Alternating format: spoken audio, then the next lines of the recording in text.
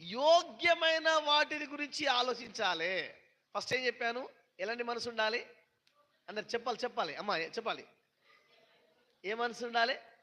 యోగ్యమైన మనసు ఉండాలి. యోగ్యమైన మనసు ఉంటే నువ్వు వాక్యం వింటావు. యోగ్యమైన మనసు ఉంటే నువ్వు వాక్యానుసారంగా బ్రతుకుతావు. యోగ్యమైన మనసు ఉంటే నువ్వు వాక్యం మీద ఆధారపడతావు. అది మొదటి మాట. నీలో పాపము, మోసము, అబద్ధము, లోకానుసారం బ్రతుకుంటే నువ్వు వాక్యాన్ని వినలేవు. రెండవ మాట ఏంటంటే, మనము అందరి దృష్టికి యోగ్యమైన ఆలోచన కలిగి ఉండాలి. ఆమేన్. దుష్టుల ఆలోచన చొప్పున నడవక, పాపుల మార్గంలో నిలవక, అపహాసకులు కూర్చుండే చోట నిలువక, యెహోవా ధర్మశాస్త్రమందు దివారాత్రములు ధ్యానించువాడు ధన్యుడు. ఎవరి ఆలోచన చొప్పున నడవద్దు? చెప్పండి హల్లెలూయా. కొన్ని విషయాలు చెప్పండి.